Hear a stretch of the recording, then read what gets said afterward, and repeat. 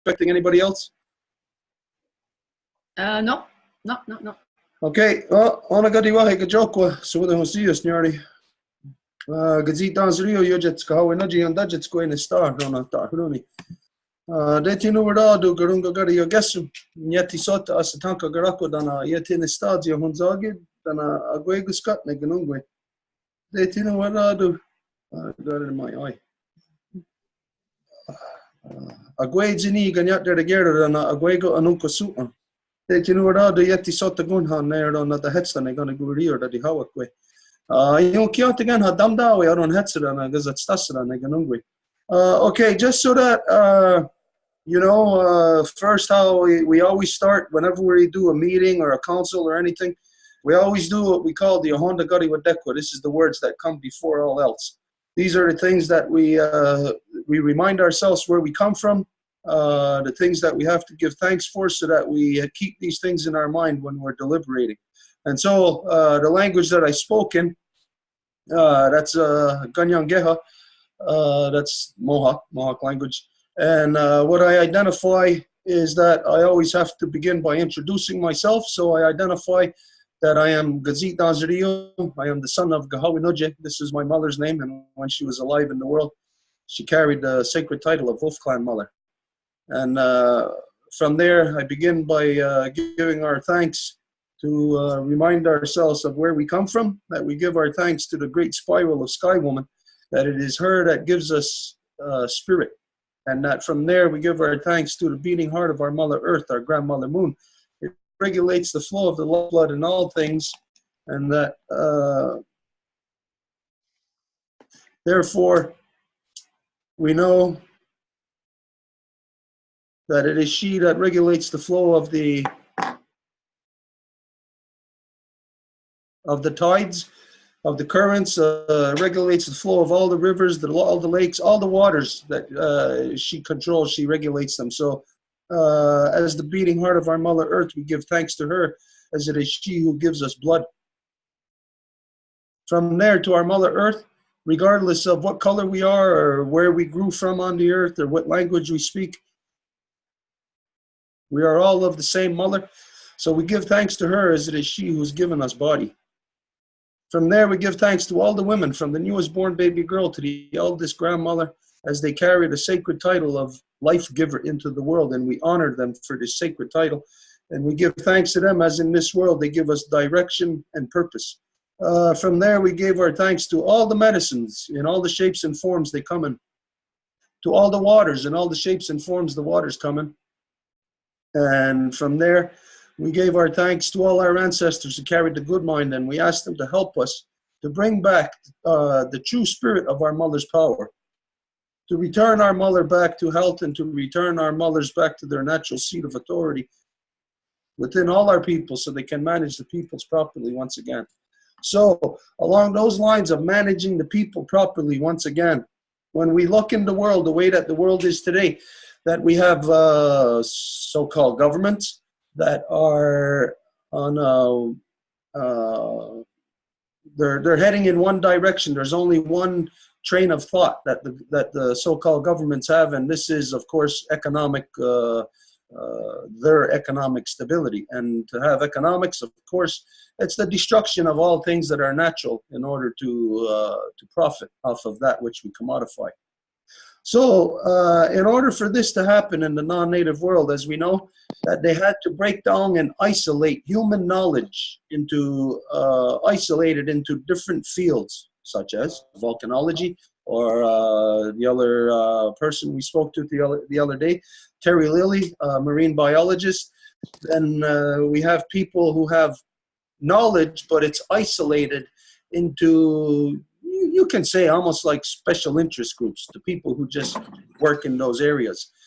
But to manage the people proper, this is where the people must have access to all knowledge. If it's knowledge of a marine biologist, it's a knowledge of a volcanologist. We need the people need to have access to knowledge of all these things, of every other aspect of human experience also, in order for us to make the proper decisions. We cannot have so-called government that is making decisions that is outside of any of the fields of knowledge. Like right now, we all know that governments are going outside of fields of knowledge that humans have. So it identifies to that, well, our governmental system or our thinking process, the collective thinking process of the people, is out of our control. It's not guided by human knowledge any longer. So this is the purpose for us getting together today. This is the first meeting that we're having, and it might not be visible as to why or what the purpose is of this right now. It's a matter of like slowly but surely back all these different fields of human knowledge and having them centered around a central point of consciousness, of human consciousness, of where the people have, through the council process, have the ability and the control over our collectivity through asserting policies based on our collective knowledge. So it would be ridiculous of anybody to create a policy, say, such as what we know what is going on in Hawaii right now, where when we consider Hawaii, it's a little dot in the middle of the ocean, but yet there's these, there's been constantly active volcanoes there for, I think it was the past 40 years, and it just stopped, or the past 20 years, and it just stopped recently, like within the last month and a half, something like that. But anyways, when we know that this is what's happening in the middle of the ocean and that there is life coming from here, that this becomes a very important place for the planet, on the planet, but it also becomes a very delicate place where it, the slightest human corruption could put a stop to the process that is the process of our Mother Earth. So today, really what we wanted to begin to break ground on and for us to discuss about is about what's taking place in Hawaii when we know that it's so delicate, but we consider that the United States government has so many different not policies, programs, military programs that are around this isolated place on the planet that is, I guess you could say it's like where still active, where it's like the youngest place where there is still geological activity. The earth is still growing. So it's a young place. It's important. It's an important place for the planet because of this activity. And when we consider the activity, then when you put so much military programs and experiments around that, it doesn't take a rocket scientist to figure out that there's going to be negative effects. There's going to be dangerous, far-reaching effects. Like, for instance, if the any function of our body, if there was something that, well, I'll give an example.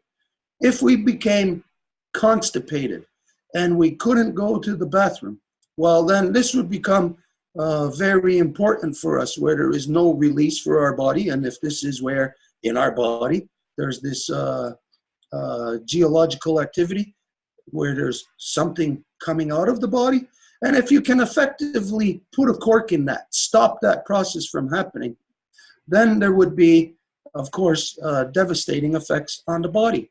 Like we said, it doesn't take a rocket scientist to figure this out. So to look at and to consider the geological activity that is natural, and now I believe that we have to, or it is within our power and our responsibility to detect and to identify when that type of activity is not a naturally occurring one, or when it becomes altered by humans. So anyways, this is basically the purpose of discussing today. I hope I've put myself across clear where everybody understands what the purpose of the discussion is today. First off, I want to thank you very much for the response that you gave to us, because quite frankly, we didn't even expect a response. We didn't expect anybody in that field, in academia, to respond to just somebody off the street, basically, you know, asking these questions. But the response that you gave to us, for us, it was very, very valuable in order for us to begin to wrap our mind around looking at our Mother Earth from a one holistic point of view, perception. It was really helpful on that level, and knowing again that we're really taking baby steps here. And the purpose for us doing this is because we have identified in the spring equinox of 2009, we had identified that our Mother Earth's, the status of our Mother Earth's health had now reached emergency status, and that this was for every human being on the planet now to be attentive and to take action to consciously make it our effort to protect and defend our Mother Earth, which means all the stuff that we've been doing to her, we have to reverse it. But, of course, as you all know, that the powers that be of government and economics, we can see that there is no stopping the behavior of the destruction of our Mother Earth, much less reversing it. So there is no common sense within governmental system or even within academia to address these things, to deal with it. As we know, academia is still academicizing, still teaching people within the same vein as to what has been referred to as academia for the past 500, couple of thousand years. So if we keep teaching the same things, then of course we're repeating. And if we're repeating, then there is no correction to what we know has been taking place upon our Mother Earth. So it is the responsibility of people. And so we have seen our responsibility, and this is the purpose for us coming together. And we really give thanks to it. We're very grateful, very thankful that you're joining us, because your knowledge that you bring to the table, you don't have to sit and talk with us. I'm sure you got a lot of business to do, a lot of other things. So we know that it's very important for us, and we're grateful that you take the time to share with us, to come together on this level of being able to, as you in your field, as we'll say, an expert. Maybe, I don't know if you consider yourself an expert or if you have that many years under your belt or not, but you are in that field, and compared to the rest of us, you're an expert in that field. So we know that for you to take your expertise, your knowledge, and to share it with us people is maybe, quite possibly, it has been what your goal is in life, you know, like to just share with everybody. And apparently, well, this is your agenda also, and this is from your side, I'll guess also, that this is partial of the reason why you're here, that you see that it's crucial that information that you have to share is shared. And not just in the fashion of where, well, it might be logged in a book somewhere and somebody puts it in their file. No, it's that we have to take this valuable information and learn how to apply it today, immediately, because, again, of the state of health of our Mother Earth being in emergency status. So right now, it might not be clear to us as to how we are going to use this information. Or maybe right now, this information may not even be applicable in any of the areas in which we're working. We may find it to be a tool that we put in our belt that in a further time further down the road where it might be very necessary for us to have that tool. And we'll find that, of course, all the information, the knowledge that we are getting, that we're sharing, it is all crucial. We are not talking about the scores of the baseball game last night or what movie you've seen. No, we're talking about the serious, real things that need people to start to really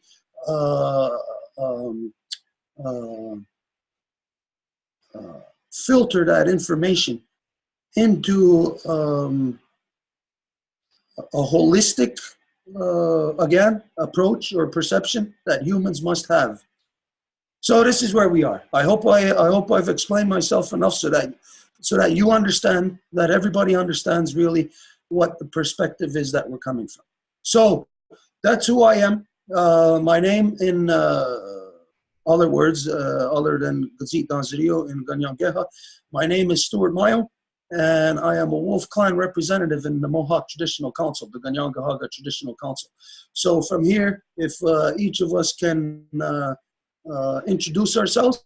Mary Claude, if you can control the flow of the circle so that nobody is going to break out. So from here, we'll start with Edith, and then whatever your circle is there, what you're looking at, Mary Claude.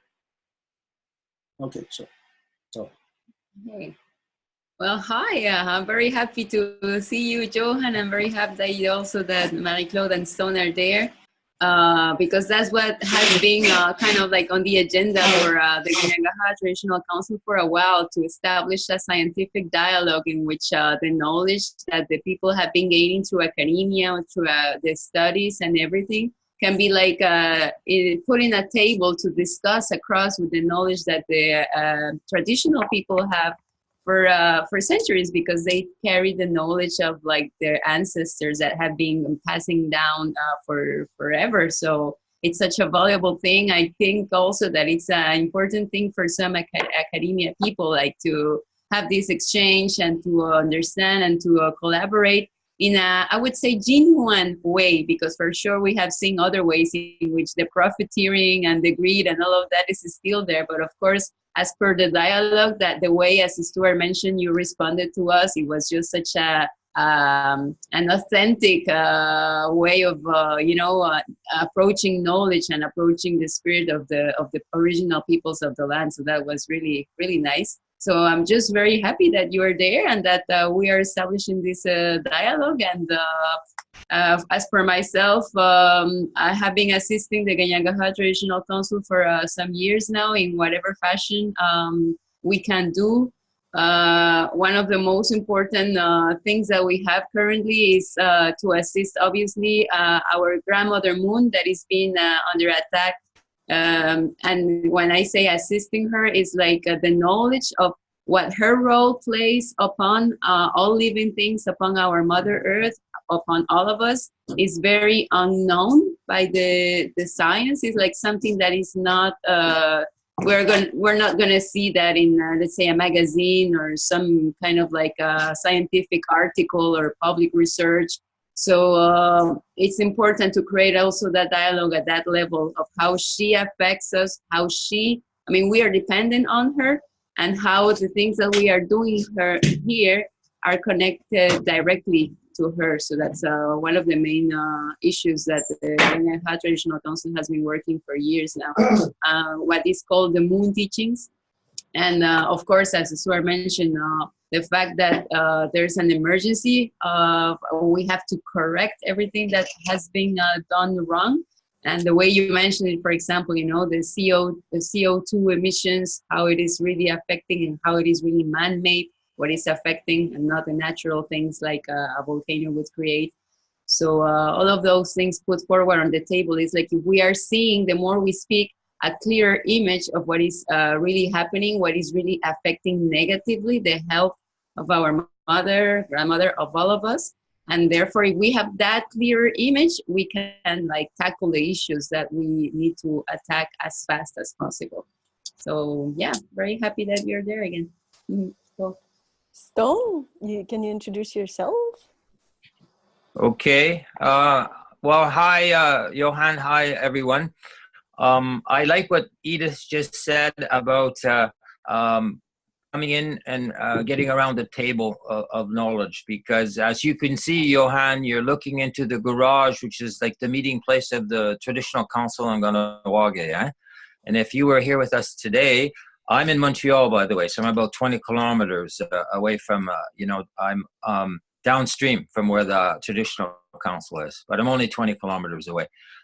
When you come into the garage and you get around the table, you enter a knowledge circle, as Edith just really well put. And it's I'm sure you've had this experience many times. All of a sudden, you just you realize that there's kind of a consciousness, that there's something that's about to reach you, open your mind. And I appreciate what Stuart said right from the onset, that this way of understanding, okay, is something in academic terms, kind of it's an encapsulated, okay, it's captured, in other words, and put in a little vial or put in a test tube. Knowledge has been so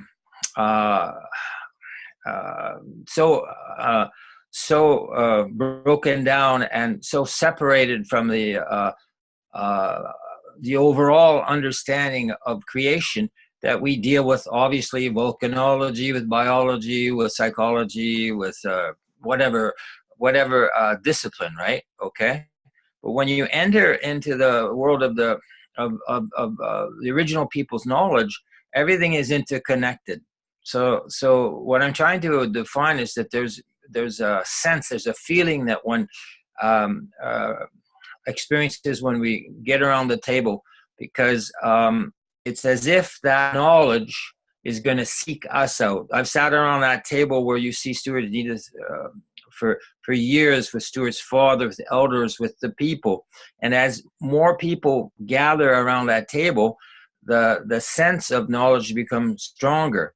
So, and that sense of interconnectivity, okay? So I'm trying to say this in as brief a way as possible, but some of these realizations could be the most fundamental realizations known to womankind or to mankind, just about how to recognize and to preserve life. Eh? And I realize that you're a specialist in your field, and I acknowledge that. I have a doctorate in information and communication science from a European university. I went to school in Montreal. I taught at the University of Quebec in Montreal. That's how I got to know Stuart, because I had to reach out beyond what my faculty and academia was offering me to the original people, because they were not even approached in those days. This is back about 25, 30 years ago. They're not even approached by academia, because everybody in Montreal was afraid of Stuart's people because of a political crisis that was called the Oka crisis back about in 1990, okay?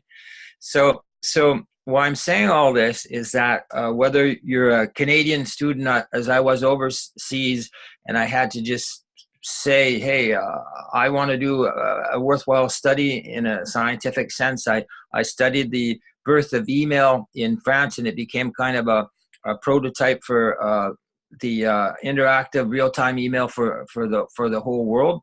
Well, I had to overcome inhibitions and fears and just go to it and try and help the French hosts that I had, academic hosts, realize that as a Canadian student, hey, I had some ideas, and we just proved that email would be a benchmark, a prototype for the whole world. It's the same thing when you're in interaction with Native peoples. As much on the West Coast, my father lives on Vancouver Island. He works with a lot of Native peoples in Vancouver area, and on the Pacific and in Alberta. You overcome your fears. And I think this is one thing for mainstream people, Canadians, Americans, Europeans. They have to realize that while we're in this interactive process with the original peoples, we're overcoming fears and prejudices, all kinds of brainwashings we've kind of picked up over the decades, over the generations, right? Vis-a-vis what is the knowledge of the original peoples, because it's generally either something that's ignored or looked down upon. It's trivialized by mainstream academics. Okay, so I'll just end off there and say, hey, I'm just glad to know that this is taking place, and glad to see you all. Thank you, Stone. I'll introduce myself, and then I'll let you introduce yourself after, Johan. So my name is Marie-Claude Lacroix. I am a Turo Wampum liaison for the Gangangahaga Traditional Council. And the realization, when we are in touch with the original people, their perspective on things is completely eye-opening. And so the process started many years ago. And then now this is the full-time job I'm doing at the moment, trying to raise awareness with everything that is happening right now. And it led up to, we are actually, as we speak, it's the latest initiative that is supported by the Longhouse, is that we are creating a new nation, and we are creating the Women's Nation. And it is to have the voice of the women that wants to take care. If you think about your grandmother, your mother, how they beautifully managed our communities and home. So women in their identity will take care of our Mother Earth, and that is why we are now building that nation. I also manage a big page. It is mainly based in the US, so if you ever have some very important information to be shared, this page reached 147,000 people following that page. So if you have any need on that, do not hesitate. It's a pleasure to be here, so thank you. Okay, thanks for having me, guys, and thanks for the introductions, and I hope I can live up to the hype. I will say that I'm a PhD student, well, just turned into a candidate, so that's a big milestone for anybody who's in a PhD. So I'm happy that I passed that, and I can talk to you guys now much more well-informed than when you had first sent me the email. About myself, I'm from New Jersey originally, near New York City, but I did spend my summers in the Berkshires in Western Massachusetts, and actually the Mohawk Trail, I think, goes through that area. So I didn't know, I never learned much about the Mohawk people, but I've certainly lived in that area south of you guys for many summers. I grew up exploring the woods and the Appalachian Mountains there in Western Massachusetts, and that's actually what sparked my interest in earth sciences and studying Earth as a whole. So who knows, maybe there's a connection there that was always manifested. Yeah, and right now I'm in British Columbia. I'm at University of British Columbia, and I'm studying volcanoes. It's not something I intended to do as a child. I didn't really know what I was going to do, but I just decided I love being out in nature, so why not study nature? I was very aware growing up that climate change and CO2 emissions by humans was going to be the defining problem of my and future generations. So when I was in high school, when I was in early years of university, I realized for personal reasons and also for more noble reasons of helping humans figure out how to live with the change or control the change, reverse the change hopefully, and live with nature in a sustainable way, I realized that maybe I should really study earth science in one way or another, because this is really the major challenge, probably the biggest challenge that humans have ever faced in the history of humankind. So that's kind of a little origin story of how I got to where I'm at. And again, I apologize for the delay in my response to your initial email, but again, I wanted to give you guys a proper response and not give something that was rushed and ill-informed. So I hope you could forgive me for that. And yes, as you, I think I echo a lot of your sentiments, a lot of the talking points you mentioned regarding governments, corruption in governments, this focus on capitalistic economics and short-term sort of economic planning, not thinking about the long term, especially with our relationship with nature, not thinking in sustainable ways that we can lift a lot of people out of poverty, but at the same time not lead to these major global problems such as climate change, the depletion of fish stocks in the oceans, acidification of the oceans leading to the extinction of coral reefs, which is already underway. All these things are tied together. And I really respect Aboriginal peoples, even though I don't really, I must say, I probably sound very ignorant when I talk about Aboriginal or Native people. I haven't learned much about them because in the US, the public education system doesn't really do a good job of this.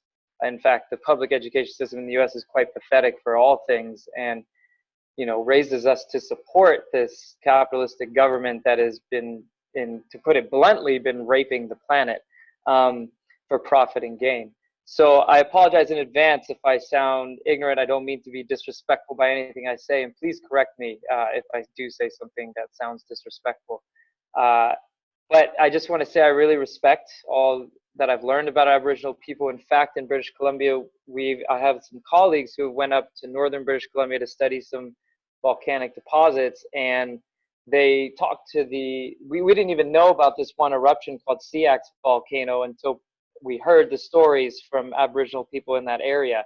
And so they went to study the deposit, but they had to really get in touch with the local tribes there and sit with them, hear the stories, and using that information and, with other classic science tools that we use to go study the rocks, they were able to really nail down the timing and learn a lot more about that eruption to be able to reconstruct the truth about it. And on a larger scale, I guess in British Columbia, we've actually used the stories of Aboriginal peoples along the coast of British Columbia to understand the recurrence time of tsunamis and the major earthquake that Vancouver area is expecting. So I fully appreciate all the really long tradition of passing down knowledge in Native communities. I think it's very rich, and I do think that there are probably academics that don't appreciate it and don't take the time to give it value. So, and I just want to say that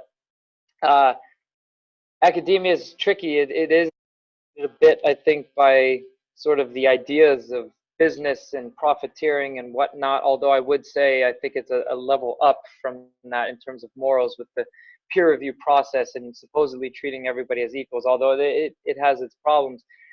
And some scientists just don't give time back to the taxpayers who are paying their salaries. This is one of the reasons I feel obliged to do this, besides my own personal goal to do this. And one of the reasons I got into science is to communicate the expert science to everybody in the population. And I feel that part of the reason we're in a lot of these climate crises issues globally is because scientists don't take enough time to really distill their information and explain it simply to everybody to get everybody on board. That being said, in the defense of some academics, we don't really have enough funding to go around, so it's highly competitive, and we're all stressed about our personal careers. We do have this personal issue where if we don't focus on just working and producing, we won't get funding and we won't be able to continue in this career. So the harsh reality for us is that if we don't just stay tunnel vision and focused on our career and producing new science, then we're in danger of not making it in this career, and then we have to go off and find another way to make a living, which may have nothing to do with disseminating information to the people or learning new information. So it's quite unfortunate, because I know a lot of my colleagues would really like to take more time to do things like this, do public talks as much as possible. My advisor and I at UBC, we try to organize public talks at our university for the locals. I would be interested in getting involved with the Musqueam people on the UBC campus there and disseminating information to them. But unfortunately, there's always this burden of producing papers and publications, and it's really onerous for us, and sometimes it breaks our hearts that we can't spend more time just simply talking to anybody who wants to hear us rant about our science, So I thank you for this opportunity to talk to you guys, and I hope I can do this again, but I can't make any promises because, there is this need for me to keep producing in my PhD to make it to the next step, so I can keep working on these problems and hopefully keep contributing to solutions to some of these problems. So I'll just leave it there for now.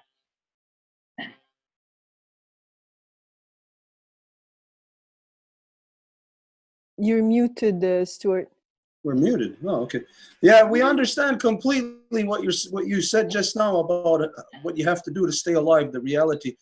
Just last week, we had another Zoom like this with a marine biologist and also with Captain Paul Watson of the Sea Shepherd Nation about particularly what is happening in and around Hawaii and what the United States government is doing above ground, below ground, and within the oceans all around the islands there.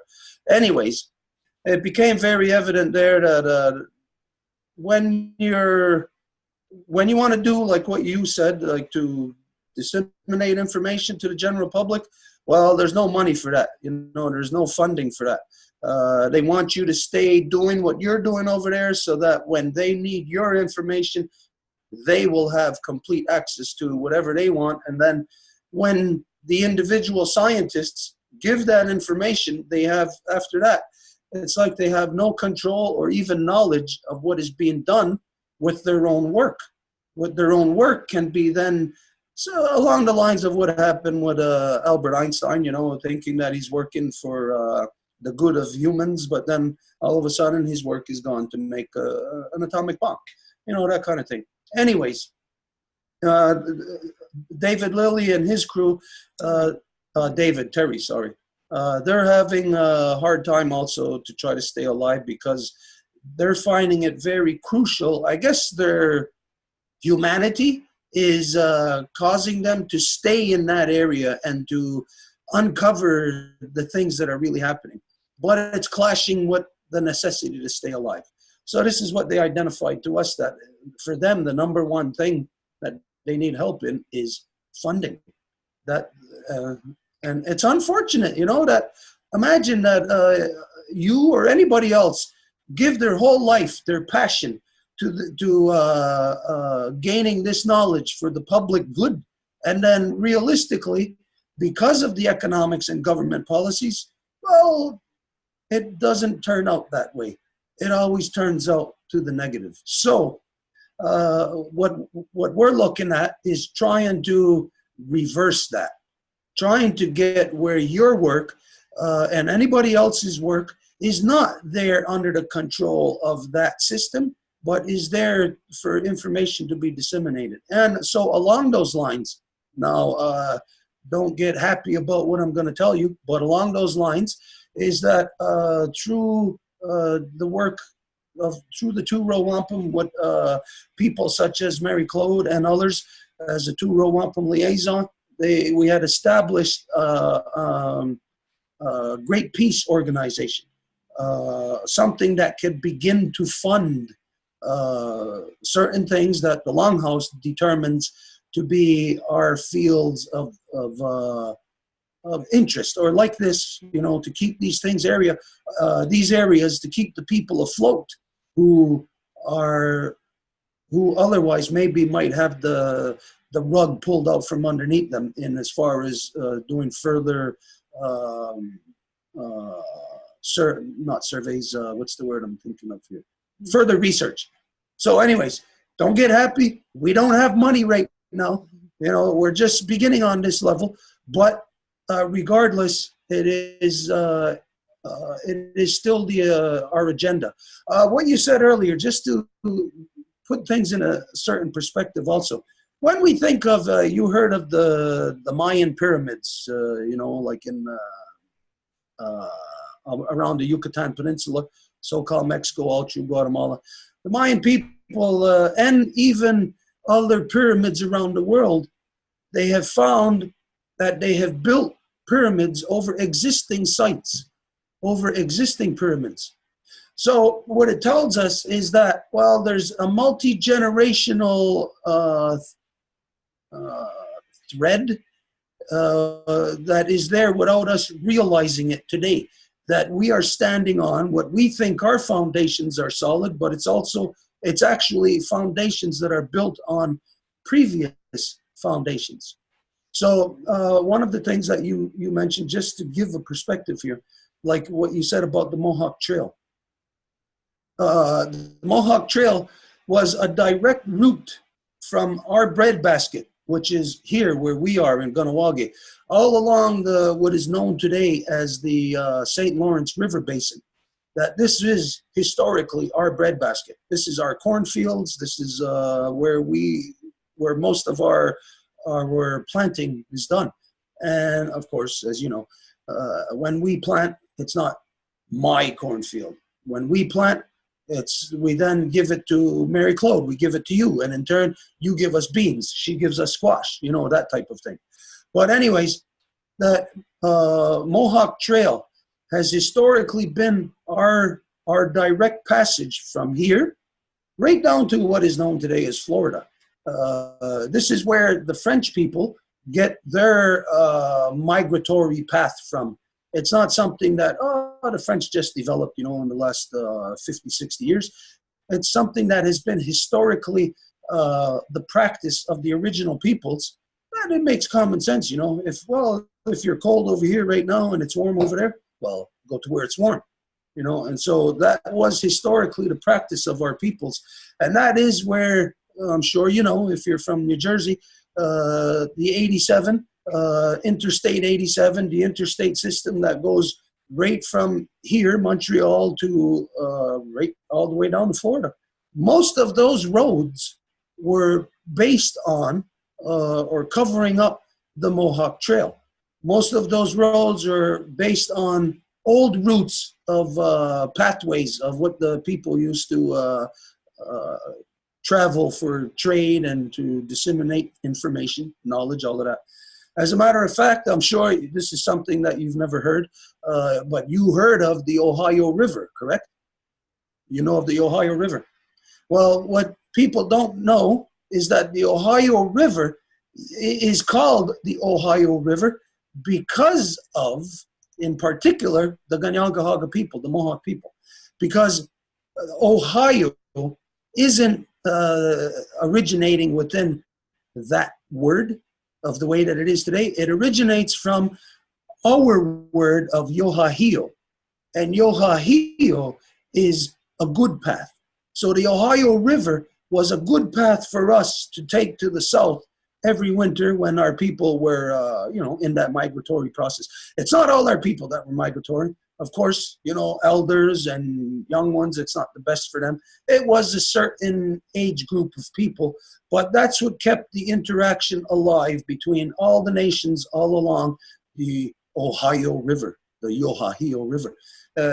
And as you know, it's very important to keep information, just as I'm sure there must be conferences for volcanologists, maybe every year or whatever. You get together with other volcanologists. It's important because it keeps your mind and your own knowledge up to date, up to speed. So that river in particular of the Ohio River was, again, iohahiio.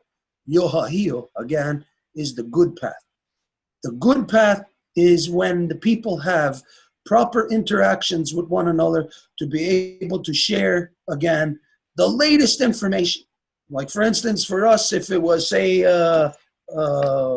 sage, we're sharing the latest technology as to sage. So in the past, maybe it was a loose bag of sage. All of a sudden, we discovered, okay, tie it in a bundle like this, and it becomes easier to manage. So as we go through evolution, this is the proper process for people in which to share information, so that the latest technology is there not for just somebody who's rich enough to afford it or somebody who controls it. It is there for all the people. Okay, so with that being said, again, one of the important things that we want to do here today is it's a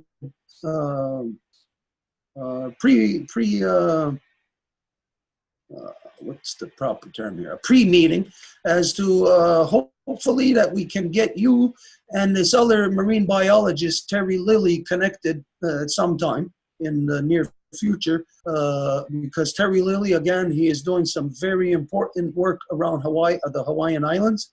And as you know, well, a lot of volcanic activity there.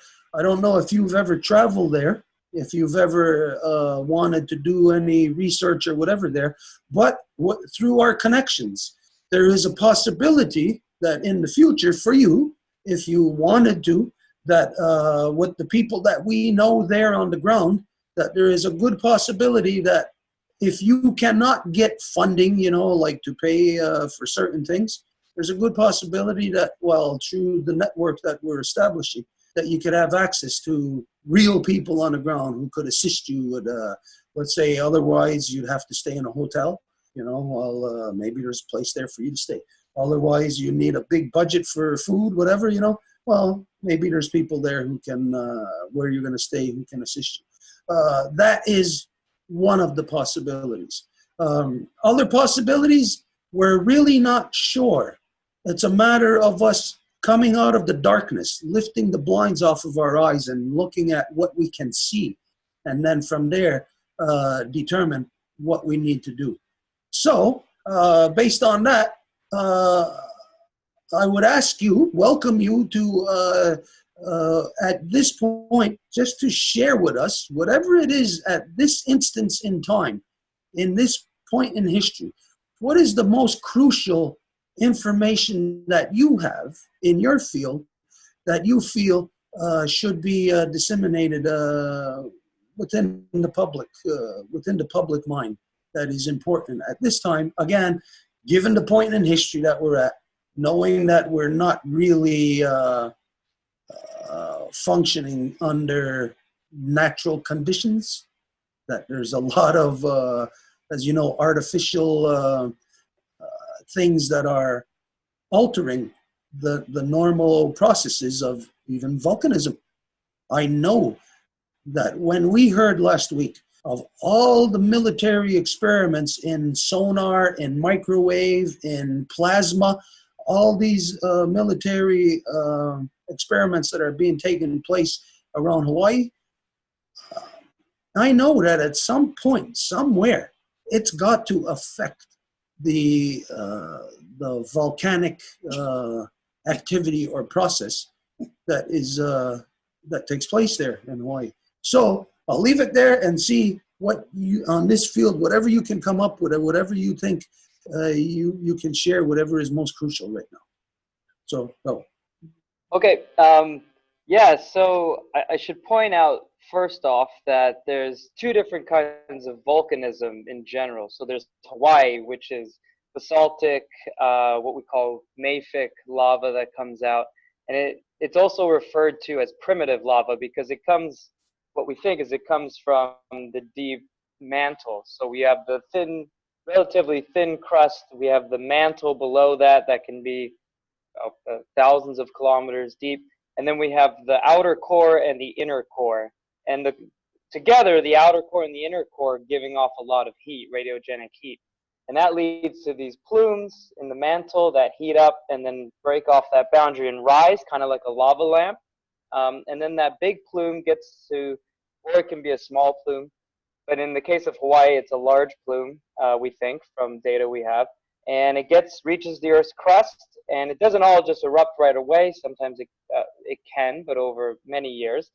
In the case of Hawaii, it's what we call hotspot volcanism, and it's been erupting for, God, I'm not an expert on Hawaii, I apologize. So I can't give you precise dates for how long it's been erupting, but I think it's at least, oh, well, no, I can, because there's a whole Emperor Seamount chain that we see on the seafloor. If you look at a bathymetry map of the whole Pacific Ocean, and you look at Hawaiian Islands, and you go from the Big Island to Kauai, and then you keep going underwater, there's actually underwater islands. They've been eroded so that now they're underwater.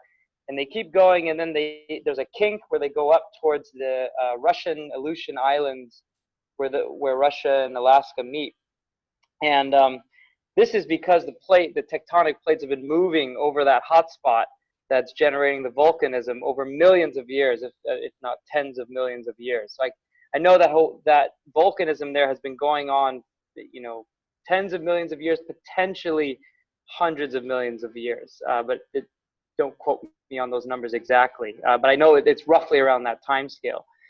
So this is the most, we call it the primitive volcanism because it's coming from the mantle. It hasn't been changed much as it goes through the crust that forms the Hawaiian Islands.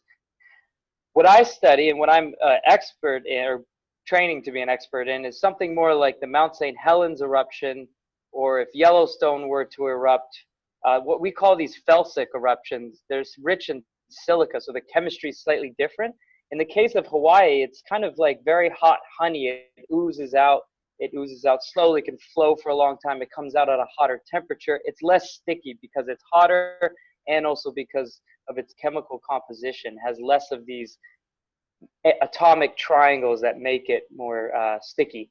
Whereas the volcanism I study, the magma is slightly different. It's richer in silica, which makes these triangles at the atomic scale, which cause the magma to be more viscous. And also when it erupts, it's a bit cooler. So if you imagine, you know, sometimes you get honey in the winter and it won't come out onto your cereal because it's very cold. If you put that honey into a pot and you heat it up, it becomes less sticky and it is more likely to flow. So the hot honey, that's like what's erupting from Hawaii. And Mount St. Helens, these big, really big explosive ones that are very violent eruptions, that's like the cool honey. Okay, the cool honey can run, but it takes a long time for it to actually flow. And if there's bubbles in it, they stay trapped. And so these eruptions, these silica-rich eruptions from Mount St. Helens, from stratovolcanoes that make up the whole Cascade Range on the west coast, the gas bubbles stay trapped in this magma. And when it comes up, they want to expand, but they can't because it's so sticky, the magma. And then once they get to atmospheric pressure, they rip the magma apart, and it's a very violent explosion, like a bunch of bombs going off. Whereas with Hawaii, because the magma is so hot and less sticky, it allows the gas to escape. So when Hawaii erupts, you actually see there's a lot of gas coming out and forming its own little gas plume, whereas the magma just flows along the surface. So that's, in some ways, you can look at that as a hazard for humans. It's good because if you keep gas in the magma, then it can become very explosive, very destructive to the surrounding area. In Hawaii, you'll often see that, especially during the most recent eruptions, people were able to leave their house, you know, up until the magma is coming to their house and not get injured or anything because it, you know, they have enough time to get away. It's not exploding. Whereas in the case of Mount St. Helens or Calbuco in Chile, these big explosive eruptions, if you were that close to the source of the eruption and it went off while you were there, you'd be in serious danger. Fuego, for example, in Guatemala this past year killed over 100 people. And these are people that are, you know, 10 kilometers away from the source. But that explosive eruption, that explosive material, when it collapses, it creates this hot rock avalanche, and it can move 100 miles per hour or faster. So I just want to point out quickly that I am not an expert on Hawaiian volcanism, but I still will share my knowledge about it. And Hawaii is very interesting. I actually just saw a talk here recently from a U.S. geologist that was there during the eruptions. So maybe I can talk a little bit about the recent Hawaiian eruptions to provide some context. And it was interesting. There's been this lava lake at Hawaii for years. Actually, the last, I think since the 1940s was the last big eruption, like the one we had in this past year at Hawaii. Yeah, and what you're showing here is the underwater islands that are this is the history of the plates moving over that hot spot at Hawaii that you're looking at on the screen here. So all those, that chain that comes down from Kamchatka there and goes down towards Hawaii, that's what Hawaii used to look like. Well, I should say that's what Hawaii will look like once erosion turns those islands that are above water into seamounts below water. So that's the whole history of Hawaii that you're looking at there. So Hawaii had this lava lake, Kilauea, and it's been bubbling, just magma sitting there in this sort of inverse cone that goes deep down into the center of the island. And it's fed from below, from this plume that's maybe 10 kilometers or more underneath the surface of the Earth at Hawaii. And what happened in this eruption is that some of that lava lake actually went down, and magma moved underground and then erupted off on the side of where the summit of Kilauea is. And I think it was about 8 or 10 kilometers where it finally started erupting, and it created these new cracks. And in fact, somebody's house, we saw a video in Matthew Patrick's talk, they evacuated this house and a crack opened inside the house and magma started erupting in the house. And then of course the house burned down, and this happened in a bunch of communities there. Of course they were able to get people out. We could actually track magma moving underground, so we think anyways, because it sends off these micro earthquakes as it moves. And we think the way it works is that the magma will find a little crack. It can be a very small crack, you know, millimeters wide, and it gets in there and it starts opening the crack underground. And it propagates this crack and then expands the crack. And this is like opening a new pipe for the magma underground. So they were actually able to track the micro earthquakes from that lava lake at the summit of Kilauea and track, using seismometers, where the earthquakes were going. And then sure enough, where they ended up near the surface, that's where they got the magma starting to fire fountain and ooze out and destroy a lot of property and vegetation, but also at the same time create new land. And in fact, it created, oh God, what was it? It was, I think, several square kilometers of new land where it intruded into the ocean. So the island got bigger, and this is, you know, this is the island building process that you're seeing on your screen that has been going on for millions of years due to this hotspot under Hawaii. An interesting thing, so you said, what's the most important information that I can disseminate, some of frontier science? There's a scientist named Maya Tolstoy who actually just gave a talk at UBC, and I wasn't there for this, but she is doing some really cool research where she's shown that the rising sea levels are actually changing the overburden pressure on top of underwater volcanoes. So to have an eruption, you have to have pressure build up underground so that that pressure is strong enough to open up cracks, and then whatever rocks are lying on top, whether it's loose or it's coherent rock, have enough pressure to be able to drive magma up and break that and to start erupting and to continue to hold back those walls. Can you guys still hear me? My headphones just crapped out. Okay, good. So she's shown that when you change the levels, the sea level, you're actually changing the pressure that that column of water is putting on the base of the ocean. And so at the mid-Atlantic ridge, you have lots of underwater volcanism. If you were to look at the map we're looking at now, if you were to go to the mid-Atlantic ridge, you don't have to now, but if you do, you'll see there's like a zipper-looking feature all going down the center of the Atlantic Ocean. Yeah, you can see it there. It's right in the middle. It kind of curves and sort of parallels the coastline of Africa. Yeah, right in the middle there where it says North Atlantic Ocean, that's the mid-Atlantic ridge, and there's loads of underwater volcanism there. And in fact, there's more volcanism underwater than there is on land. And that's mostly because 70% or so of our surface of Earth is covered in oceans. So there's loads of volcanism there. It's more mafic. It's like Hawaii. It's not explosive generally like Mount St. Helens would have been in 1980. And this volcanism is playing a role in moving the continents. So you have magma coming up. There's actually a ridge there. We call it the Mid-Atlantic Ridge because magma's coming up and it's solidifying and creating raised topography, but it's also plays a role in pushing the plates apart. We think that might be the case anyways. So this is happening. We think the Atlantic Ocean has actually been opening up over hundreds of millions of years, since the time of the dinosaurs actually, and pushing the continents away from each other. If you look at the continents there around the Atlantic Ocean, you can see that South America could fit into Africa. And we have fossils that date from the same time on the coastlines of Brazil and also the coastlines of Namibia. And that's one of the lines of evidence that we think supports the idea that the continents have been moving over millions of years and that South America and Africa used to be puzzle pieces that were basically connected. Okay, so anyways, getting back to this new research that Maya Tolstoy has been doing is that one of the knock-on effects of climate change that us volcanologists have never really thought about before is that as you melt the glaciers in Antarctica at the bottom of the globe there, as you melt glaciers, ice that's on land, that's not floating in water yet, that ice melts and it contributes to sea level rise. And this is happening in Greenland as well. And so as sea level rises, you're increasing the pressure on all these underwater volcanoes. And what that does is it means, excuse me, that you need more pressure in the magma chamber below, potentially, anyways, this is a hypothesis, to drive the magma up and get it to erupt. So what could happen with sea level rise is you increase, it's almost like you're putting a bigger cork on these volcanoes.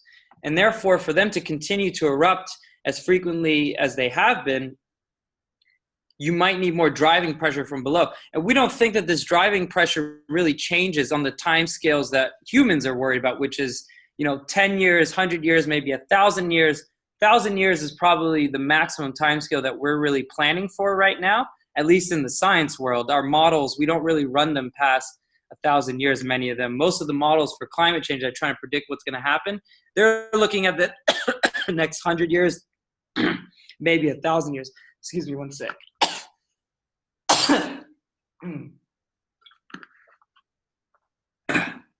So, what this may mean, if sorry, man, I've been sick here in France. What this may mean is that we may have less underwater volcanism as sea levels rise, and therefore less outgassing, because volcanism is actually a major contributor to the gases in the ocean and therefore also in the atmosphere. On time scales of millions to hundreds of millions of years, the volcanism has actually controlled the composition of our atmosphere. Now, I don't know fully what the implications are, potential implications are of this, besides the fact that we need to get a better handle on underwater volcanism. We really don't know much about it because it's very hard to, go underwater and look at these things erupt. You have to really look at these things to understand them. We've learned, you can do all the fancy modeling instrumentation you want, but it's really important to look at the phenomenon and study it with your eyes to guide the way you interpret your data, okay? I'm sure Aboriginal people know all about this. So another thing that's cool, though, is on land, we're losing glaciers. So in British Columbia, actually, a lot of our colleagues at Simon Fraser, some of them are looking at the lowering or the decrease in thickness of ice atop a lot of the Cascade volcanoes. And there's evidence in the past from other areas where we've looked at how many layers, eruption layers there are in these cliffs and exposures, and we can date them. And that's how we can figure out, the recurrence time of volcanic eruptions. And by looking at this data and also correlating it with deglaciation, data we get from ice core drilling in Antarctica or Greenland, or looking at geologic evidence in the landscape that used to have glaciers advance over them and then leave end moraines and then recede, we can date a lot of these rocks to figure out when things happened. Using that information, there is evidence that the last major deglaciation event, I can't remember exactly how long ago it was, there was also an increase in volcanic activity on land. So this is the same idea, it's just going in the other way, because you're taking mass, which is on land in ice, and you're putting it into the oceans. So while you may suppress underwater volcanism, you may enhance what we call subaerial volcanism, or volcanism on land, because now these glaciers that are acting as like a cork on some of these volcanoes on land, you're taking away or you're shaving off a little bit of that cork as the ice melts. So it could be that you might get more volcanism as the glaciers melt. I don't know. I'm not going to say that that's necessarily for sure going to happen. I'm just going to say that there is evidence for this, and there are hypotheses that, this could happen. So I would from my personal experience of what I've been studying lately, or just casually reading about, this is some of the cool new frontiers of volcanology that is tied to climate change. And it's interesting because, you know, I didn't necessarily want to go into volcanology, or my goal right now is not necessarily to study how volcanology is going to affect climate and vice versa. But since climate change is the central problem that connects everything right now, you know, we always have to think about this. And every part of the climate change puzzle is super important to understand, to figure out how we're going to respond to this major issue.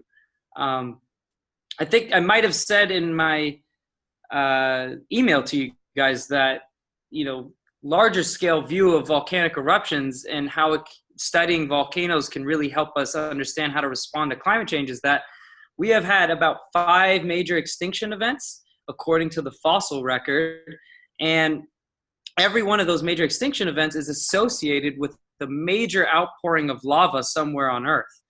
Now, correlation doesn't equal causation. However, this is a very conspicuous correlation and something that I think should be taken seriously. There's a lot of evidence coming out of UC Berkeley right now where they're dating the Deccan Traps in India, which is northwest of Mumbai. It's hundreds of cubic kilometers of lava that came out in several million years. And that might not sound like very much lava to come out over that long a time, but let me tell you, it is a lot. And it came out fast enough that it drastically changed the planet's atmosphere, at least according to simulations we run to try to reconstruct what would have happened. And it seems there's evidence from the fossil record and for how fast this stuff came out with these new dates we've gotten from radiocarbon dating, or not radiocarbon, but radioisotope dating. I think like argon dating is what they call it. That the dinosaurs started dying before the asteroid hit, and the volcanism was already going on. So we think that maybe this massive outpouring of volcanism, ash blocking out the sun, sulfate aerosols in the stratosphere remaining there for tens to hundreds of years, and being constantly input by the continuous volcanism, all that would have blocked out the sun. But at the same time, you have massive outpouring of greenhouse gases such as water vapor and CO2. We're not sure which of those, and those do opposite things, right? The ash and the sulfate aerosols block out the sun, that cools the planet.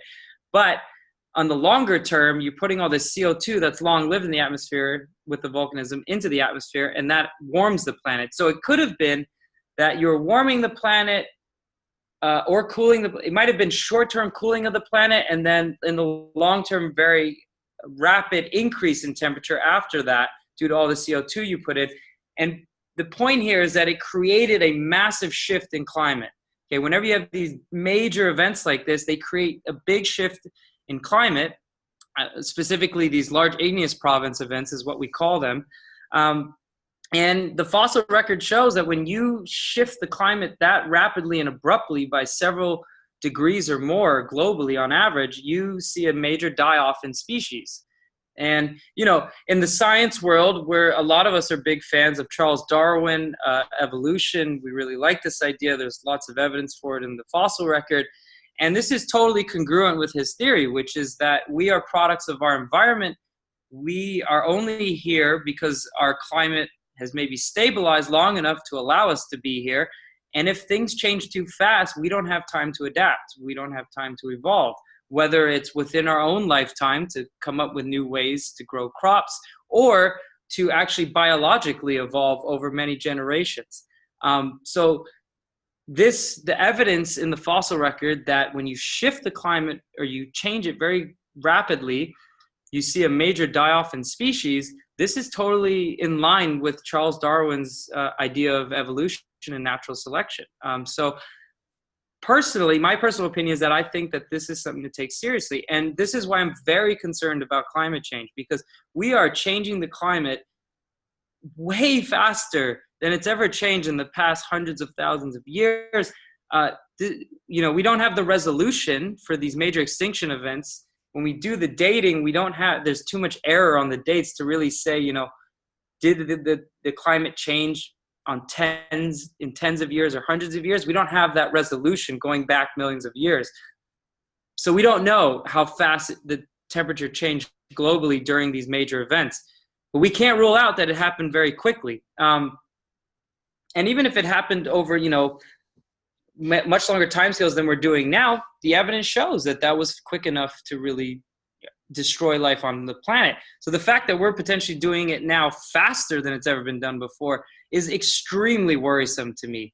And biologists are always saying that we're seeing evidence of the next major extinction event already upon us. If we remain on this trajectory of species going extinct and CO2 continuing to rise in the atmosphere and warming and whatnot, the news is really bad. It's hard for me to go to work every day, actually, and read the new reports that come out on the data. I mean, we're constantly underestimating how fast things are changing.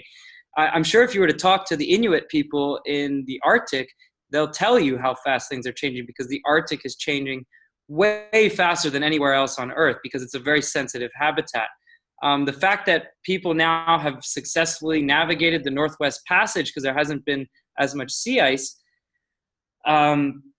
year round is, that's a telltale sign that things are changing up there very quickly. And I know that the Inuit people, I think, have struggled in terms of their fishing grounds and a way of life. They're having to really adapt very quickly, more quickly than everybody else in the world, to deal with this change. And I really wish the rest of the world would kind of pay attention to that and realize that, this is not going to be just them. This is going to be everybody, everywhere. So basically, the major lesson, I would say, or the major takeaway from what we know about volcanology is that volcanoes, and just to put it more context here, and then I'll wrap up, that big plume under Hawaii, something like that plume, but potentially maybe larger, is what's thought to have caused the Deccan Trap eruptions that potentially led to the demise of the dinosaurs. Of course, we had the asteroid hit at the same time, so we think it was like a 1-2 punch, that you had the volcanoes already leading to the demise of the dinosaurs, and then the asteroid hit, and that really put the nail in the coffin for them. It's just extremely unlucky. But there's 4 other major extinction events, and there's evidence that they happened concurrently or at the same time with a major outpouring of lava, just like the Deccan Traps in India. You can Google Deccan Traps in India and you'll see these beautiful cliffs, volcanic cliffs, and you can see the scale of the eruption. And it just laid down these massive sheets over hundreds squares of kilometers for years and years that are also 2 kilometers thick in some points. So it's just an incredible amount of magma that came out in a relatively short period of time.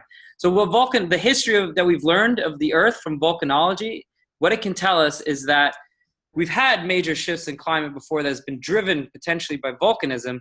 And when it happened, from the fossil record, we know that there was a serious stress on species globally. And a lot of biologists like to say that the oceans are really sort of biological thermometer, I think they call it. So for species, the health of species, that sort of the health of biology on Earth, we look at the oceans first because we think that's where life first formed in the long history of the Earth. And if species in the oceans are really starting to suffer, it's not good for the rest of the planet. And one thing, oxygen, we need oxygen to breathe. We get most of that oxygen from phytoplankton in the oceans. Phytoplankton are basically like the grass of the ocean, and they bloom. You can see them from space sometimes. They're these green, beautiful green images of phytoplankton blooms in the ocean. If they get stressed out, we don't know how they're going to necessarily respond to warming oceans and acidification and whatnot. But if they change their habits permanently, that might start to slowly change the chemistry of the atmosphere. Or it's going to change it rapidly. And can we adapt to that? Are all the species going to be able to adapt to these changes? And it's really, it's not necessarily that things are changing, it's the speed at which things are changing. It's not going to potentially give us time to adapt. So I would say that, I'll just recap here. So the changing sea level and changing the overburden pressure on submarine volcanism, that's a whole new frontier, I think, of volcanology, and submarine volcanism we don't know much about. So how does that affect the climate and the chemistry of the oceans? And therefore, what are the knock-on effects for species? That's a whole new frontier that I'm excited to get into. And then deglaciation. There's a lot of volcanoes underneath ice sheets in Antarctica, and we're some of us are thinking, you know, if we remove all the ice in Antarctica or start to remove it slowly, which is happening, it seems, are we going to start to see more eruptions there? Are we pulling the ice cap cork off of these volcanoes? We don't know. So I will say, I'll wrap up here and I'll say that, you know, this is very worrisome. And climate change, though, for scientists, if you don't care about detriments to life, this is an incredible global experiment we're doing right now. So scientists have so much work to do, because when you increase the rate of change of things, especially in a system that's so complex and nonlinear that we really don't understand that well, all the surface processes on Earth, this is going to make for the most grand science experiment that humans have ever partaken in, whether on purpose or not. So, you know, there's a silver lining that this is probably going to advance our knowledge a lot, because things are going to change and we have a lot of ideas we can test, predictions, and we'll see whether they're right or wrong, and it'll help us improve our models. But the sad truth is that this is also going to lead to a lot of civil unrest. Sea level rise alone is going to devastate at least a third of the world's population, I think, that lives along the coastlines. And, you know, I think just to get back to the email, I don't think that volcanism, it's hard to say. Maybe with the changing sea level and the decrease in ice over a lot of the world's volcanoes, maybe it will, on average, result in a change in global volcanism and the eruption rate of volcanoes. I don't know. This is an experiment, essentially, that we're embarking on here. So I hope I can have more answers for you maybe in 10 years, because, you know, you need to study these things for a long time to really come up with an average that is, you know, representative of the change. Things can be really variable year to year, but if you can get data for 10 years or 20 years, then maybe you can start to say, okay, we see a trend emerging here over the noise in the data. So I'll just wrap up there. Those are some of the things that I'm interested in right now in relations to climate. There's some other relations to climate that are more specific to what I study, which I can talk about later, but that's a lot of information. So I'll let you guys maybe express your ideas and hit me with some questions. All right, that is perfect. We got information right away from you that we knew to a certain degree, but you affirmed it. Not to say that your analysis here or your assessment is precisely the way it's going to take place, but like we said, in a lot of things, you don't have to be a rocket scientist to figure out 1 and 1 makes 2. Now, what you revealed to us is something that we've, like I said, what we've known. If you imagine that these two things are land masses, the continents, and as you said, if the glacier melt off, or the glacial melting builds up that pressure, not only is it going to be more pressure on the bottom of the ocean, like you said, that could stifle those volcanoes, that volcanic activity on the ocean floor, but also we know that just like in a cup, in order for a cup to hold the amount of water that we would put in there, there has to be a certain amount of structural integrity to that cup. Otherwise, let's say if it's not as solid, like let's say it's like a balloon material, well then you know that you put water in there, then it will expand. And so what extra water in the ocean, putting pressure on the ocean floors, it will also expand closer to the surface of the ocean, which would put more pressure on the lands, as you said, as you know, that much of the Earth's coastal habitation, where most of the humans live, all of that is going to be gone. We see it already, that it's already happening. So not only will it flood over, but it will also put pressure there. And what does that mean? Like from here, this is where we need a lot of different minds to really comprehend this. For instance, Terry Lilly, the marine biologist in Hawaii that we're telling you about, he identified that there are certain places where the volcanoes had the tubes that were feeding into the ocean, that now it's warm, fresh water that is coming from the mountains, the runoff, and it's going through those tubes. And he says that not far off of the shore, that you can dive down, and you will see that in these tubes, that this is where sharks now are gathering. Oh, okay. You know, like, what does it mean? Well, for you and I don't know how much you know about sharks. I don't know too much. I know that they'll bite you if you get close to them. But what does it mean to the ecosystem of the ocean when you have a large gathering of sharks? Of course, whatever they're eating, you know, that whatever they need to survive, it's going to go down. That population of whatever they're eating is going to go down in that area. And then what effects does that have, like what you said, on the plankton, on phytoplankton? There is a lot of things here that we have to consider. Like we said, it is a process of such that is so delicate that we are not, humans obviously, are not considering that if you put a candle near ice, well, the ice is going to melt. And when you said in particular about the glacial runoff of, let's say, in particular, something that we don't think about much, through British Columbia up into Alaska. You know, when we're looking at it on the map right here, right now, well, it doesn't look like there's much glaciers there. But when you're there on the ground, I'm sure, as you know, the glaciers are massive. And the more that we are doing damage to the land in British Columbia, then of course, the more that it heats up, the more that it will, if we clear cut all the forests, less sunlight absorption, and of course, land deterioration, soil deterioration, affecting the microscopic life forms, not only them, but also affecting even deers and bears, the larger life forms. So we are looking at something, or I'll say we are beginning to look at something that in the past was totally disregarded by, of course, by, I'll say, non-native science.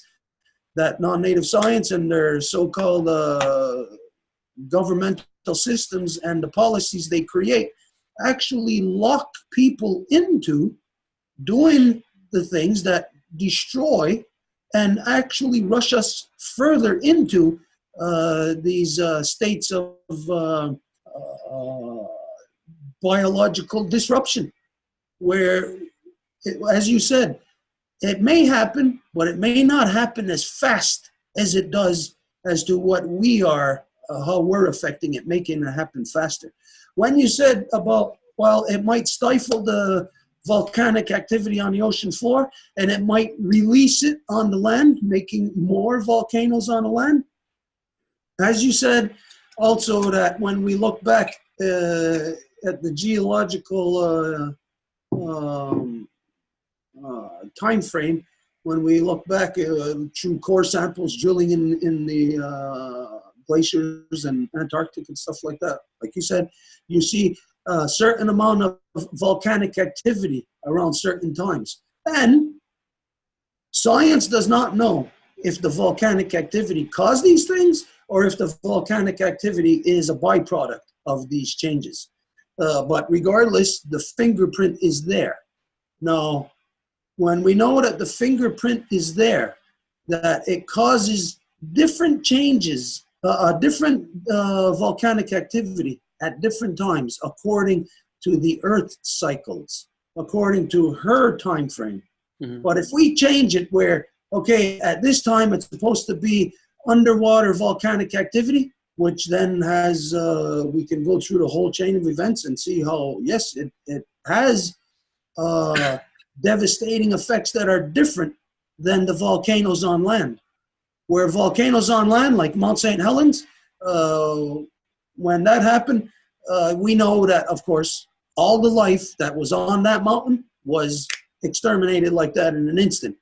And even up to a certain radius, that the life that was there had changed instantaneous.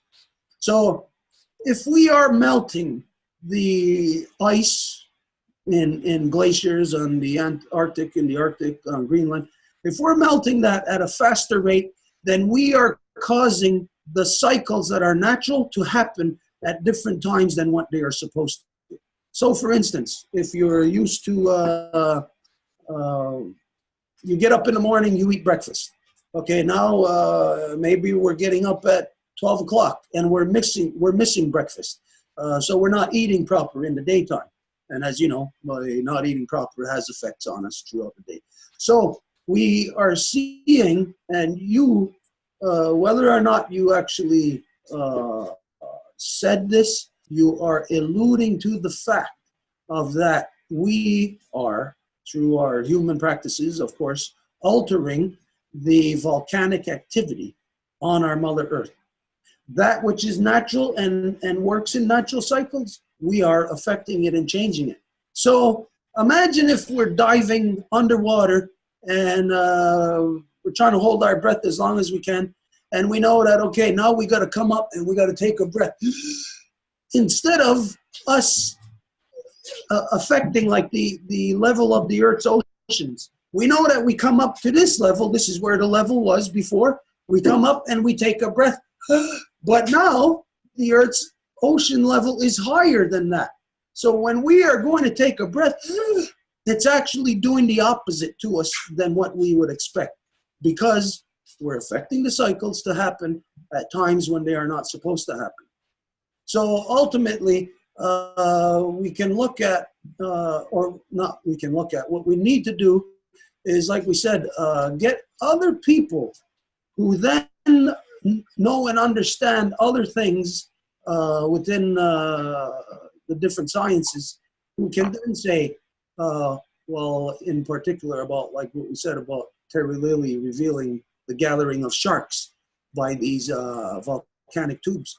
What does that mean? We need to have somebody who can say what that means, how it's going to affect, and then maybe they'll only be able to say like it'll affect up to 10 steps, say, you know, like as an example.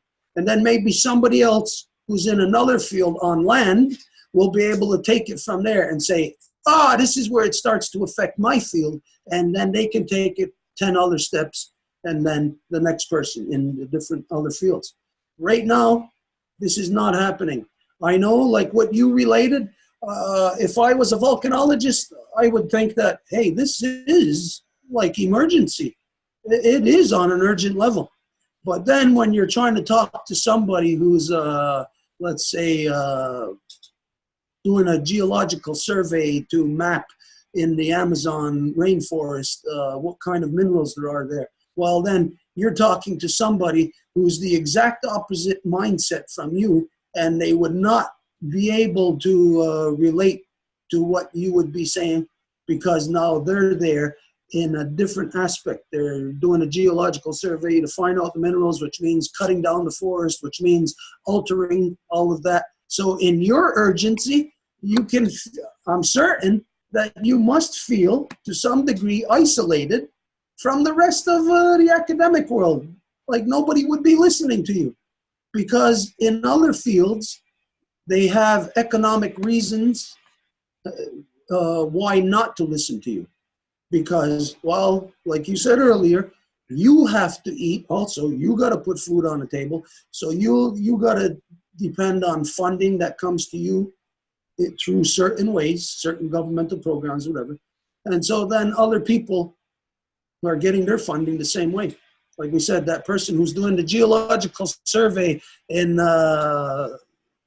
South America to map the Amazon rainforest, they're not going to listen to your urgency, because they have their own urgency over here.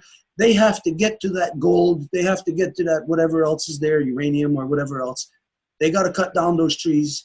And you know that combined with what your knowledge is of volcanism, that you know that when you throw on top of that the cutting down of the rainforests, well, for you, it becomes more clear as to the urgency is doubling. And they're the people who are cutting down the trees. There's no urgency for them. They're actually going in the opposite direction of you. So this clearly exemplifies to us today. I got to say thank you very much, because it exemplifies to us the necessity for all humans to regain a human knowledge, not an isolated knowledge like what is taught to us now through modern academia. You know, our knowledge is isolated. We're categorized. We're sliced and diced. We're in this little cubicle here. And in that little cubicle, well, you can't talk to the other cubicle that is cutting down the rainforest, because there is no interface for those two. As long as those two are divided and categorized and in their different cubicles, we got to break out of this cubicalism, you know, that is created through so-called modern education, modern academia, the practices of capitalism, which is wrongly controlling knowledge, because you are subjected to capitalism because of the way that you get funding. Everybody is. All of us are. So we can see that we'll go a little bit out of the scope of what we're talking about right now. We can see that there is something dangerously in control of the things that we do. And that thing, economics, if whatever we want to call it, capitalism, economics, bottom line is it's commodification. Commodification not of trees, not of uranium or gold, but commodification of our mother's life force. So when we put commodities on, imagine in your own body, commodify your lungs, your liver, your kidneys. Well, at first, if you can get $100 for, let's say, an ounce of kidney, well, it might not be that bad for you. I can afford to get rid of an ounce. But then, soon as that money's gone, well, you got to take another ounce out. And, well, then you, instead of just devouring the kidney, well, let's take an ounce out of the lungs. Let's take an ounce out of here and there. We are killing our body of our Mother Earth, as you know, and we can identify clearly what is the common denominator in all the fields, in every aspect of wherever humanity is doing that consuming process of our mother's life force. The bottom line here is that volcanology, your field, is controlled by this corruption of commodification. And therefore, your true science that you want to pursue, or that you may feel that once you get there to that like dead end, that's the only time you discover where you can go from there. So your true destination may actually be, you may be prevented from reaching that true destination of knowledge and being able to disseminate that knowledge through this common thread of destruction in all these fields, which is, again, commodification, capitalism, whatever anybody wants to call it, economics. So we got to find humans, along with, you're a human, but your knowledge, which is being used by the powers that be, the system, controls how you will use that knowledge, controls even the extent of knowledge that you have access to, which if they would have given $1 more, you could have went a little bit further and got that true knowledge. But because they didn't, they're holding it back. Now you know that you are giving less than what you know you could to the people and to the planet. So bottom line here is that through humans such as yourself, with this real knowledge that you have to offer, we have to find a new way. There's got to be a new way for us. We cannot just accept that the way that things are, this is the way, and just stay in it when we know that this, the way things are, is what is causing the chaos, the corruption, the human corruption is causing the destruction to our Mother Earth. So we got to find this way together. Somebody, somewhere on the planet at some time has to take the lead on this, because when we consider, and I'm sure you know about this, the United Nations most recent declaration identifying that the people of Earth only have until the year 2030 in which to reverse the destruction we've done to our Mother Earth. That means that everybody who's got knowledge of these things, which is you are one of those people. Everybody who's got knowledge, we have to scramble to, again, find the way. We got to find our path. Our path has been distorted. It's like we got blindfolds over our eyes, and we can only do or deal with what's put in front of us. So they put this in front of us. So when you're studying a specific field, volcanism, then it's only what they put in front of you. And with the blindfolds, it's only limited to what we can then learn and then in turn give back to people, give back to our Mother Earth. So what we are doing today, and I thank you again very much, whether or not this continues, whether or not we ever speak again. Today, just by the information you have given, you have exemplified for us and for other people who are going to watch this now, you've exemplified that there is the urgency, the urgent need for us to find the other way. We cannot accept the way that it is. We have to find the other way, the way that is going to save our Mother Earth, that is going to reverse all of this destruction. Now, your average person who's living, let's say, in the middle of anywhere, somebody who's living in the middle of somewhere in Africa, they're not going to be so concerned about volcanic activity. They're not going to be so interested in the information that you have. But that's only because of the way that academia has created people today.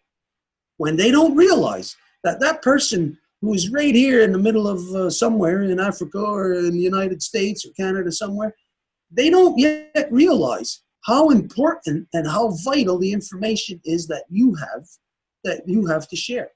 This is of the utmost importance to every single human being now on the planet, and a matter of how we then wrap our own minds around it to understand our interconnectivity to it.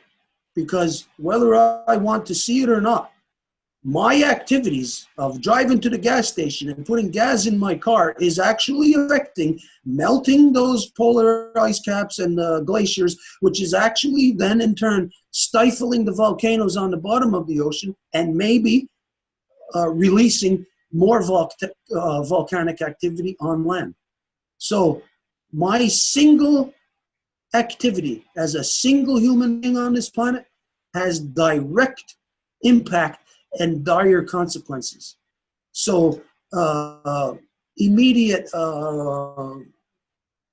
dissemination of this information and education of back to the people. Whereas, just so that you know, I'll relay something to you, that within our way here, as you know, when you look back at history, that when the peoples around the world came to Turtle Island, which you know as so-called North and South America. Where is it? Where am I? Oh, right there. When the peoples first came here, the land from the south to the north was the richest on the planet, and that is because everybody lived in balance, in symbiosis with the environment. So the conduct of every single last human being living in balance with our Mother Earth is what's responsible for one little green leaf on that tree, one green blade of grass, one healthy animal, creature, and the diversity of creatures giving more help to our Mother Earth. So this is what the people knew and understood, and it was through our council process that, in particular, if you lived in New Jersey, I don't know if you've ever heard of, in the northeastern woodlands of Turtle Island, you had the peoples that are known as the Five Nations Confederacy, which non-native referred to as the Iroquois, but which consists of the Seneca, the Cayuga, the Onondaga, the Oneida, and the Mohawks, the iohahiio. Now, we are represented in these five Great Lakes. It is those five nations. But we live generally like in this area, northeastern woodlands. But through the process of 5 nations, which is hundreds of thousands of people, at that time, the the impact was upon all people. So through those 5 nations council process, that where one nation could easily, through the council process, come to a conclusion on any given thing immediately and thereby have a policy in which all peoples must abide by. And then from there, one nation having the Grand Council with the 5 nations in an instant like that would have a policy governing whatever. And with this process of council is what enabled when your ancestors came here, the richest land in the world was here, the northeastern woodlands of Turtle Island. As I'm sure you must know, that when the non-native first came here, the entire eastern seaboard was covered with trees 150 to 200 feet tall. Now today, try to find a tree that's 100 feet tall. And we know the reason why they cut down all those trees. It was always for the furtherment of their war activity. All those trees, especially here, the oak trees that were cut down for their warships, for their battleships. And as you know, nowadays, the trees that continue to cut down, it's part of the war activity upon our Mother Earth, regardless if they're cutting down trees to build houses. It's war on our Mother Earth.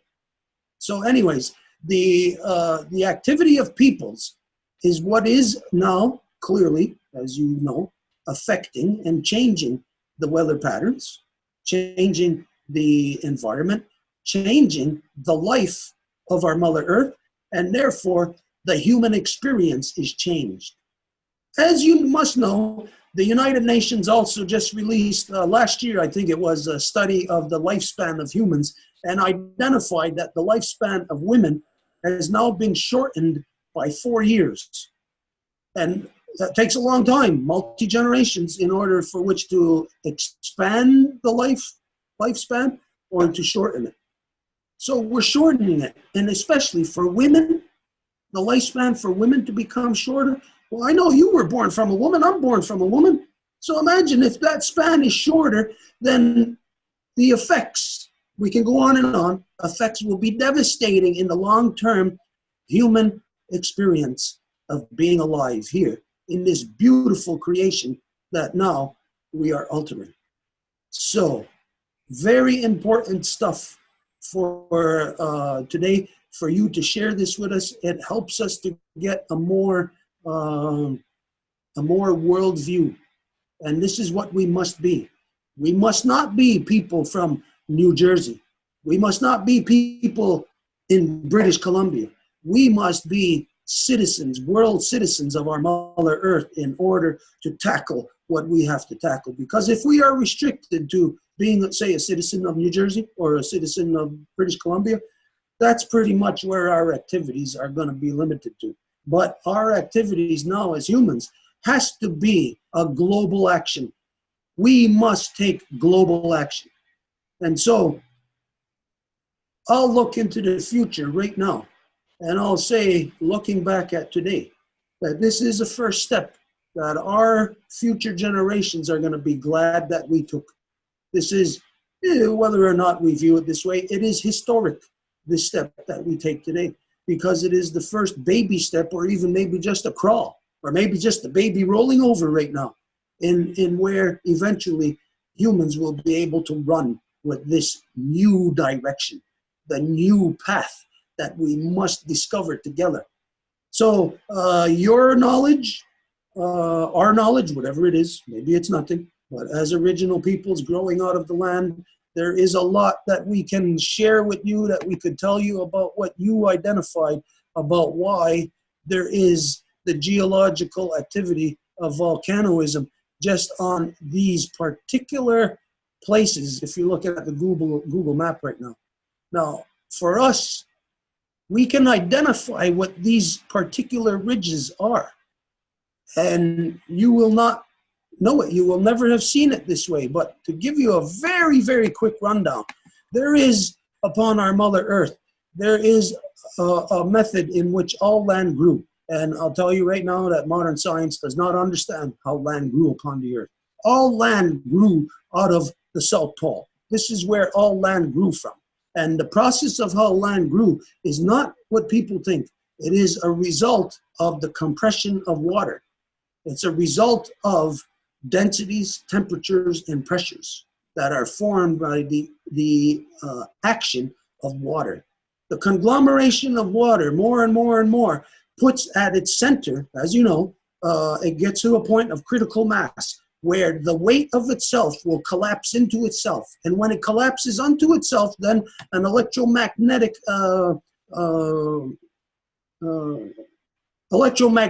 magnetism is the byproduct of that, where collapsing onto itself, you have an atomic reaction that causes in exchange magnetic field. The magnetic field then, as you know, will create things within a single cell, such as up and down, left and right. It will create direction. The same way that as a baby grows out of nothing in the amniotic fluid in the mother, all of a sudden from nothing, there is a baby that a baby knows that after 7 months, 7 moons approximately, that the baby knows to turn upside down. So it is intrinsic in every single cell within our Mother Earth, of the gazillions and gazillions. The knowledge of the creation process is there. And humans have locked ourselves out of that, from knowing the true things, such as when we're looking here at the land grew out of the Antarctic, out of all lands. And just like us, there's a DNA structure. The DNA structure here upon the land is the mountain range. The first DNA structure is singular. This is the reason why here, where all lands begin to grow on our Mother Earth, you will look at, there is only one continent, one source that is all connected to the Antarctic, to the South Pole. All other lands in Europe, they are not connected to either the North or the South. It is only here in Turtle Island that it is connected to the South Pole and to the North Pole. What has happened is the DNA structure has broken off, where here, this in the so-called North America, northern part of Turtle Island, this is the male part. Male comes from female. The south part is female. Mother gives birth to son. So son, male, grows out of female. So female is the singular. She is perfection. Her DNA broke off right here in a very crucial spot in, what is that, Lake? Quick. Oh, you just failed the test. There's a place in Venezuela where there is a continuous, as I'm sure you must know, lightning storm, which the non-native has recorded for the past 500 years. There's only been a few days, where it has been stopped. But it is here where the DNA breaks off, goes underwater here, and forms the other strand of DNA. Now, over here in the West Coast is the male DNA. Over here in the East Coast is the female DNA. This is the reason why on the East Coast it is so plush. It is so peaceful. It's an easy mountain range. It's not harsh. It's not hard. It's easy for the people. Whereas here on the West, this is the harsh mountain range. As you know, in BC, it's very hard, rough terrains.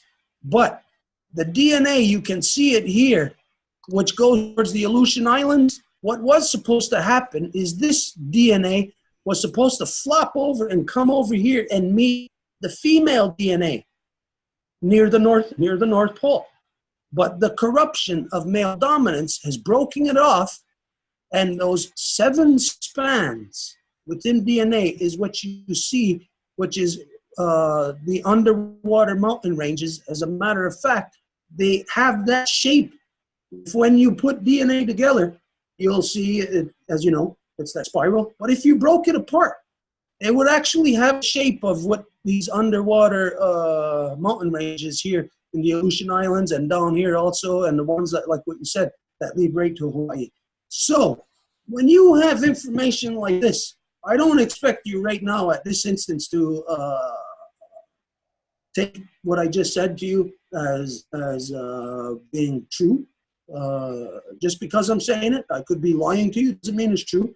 But what we always say is that to prove these things to be wrong, we are looking at, when we look at our Mother Earth, to us, she is so huge. We view her as something that many times is like out of our ability to affect her. No. We are on the same level as our Mother Earth because our Mother Earth is inside of us in our cellular level. And so whatever goes out of whack in us will then be extrapolated from us, externalized to the larger world.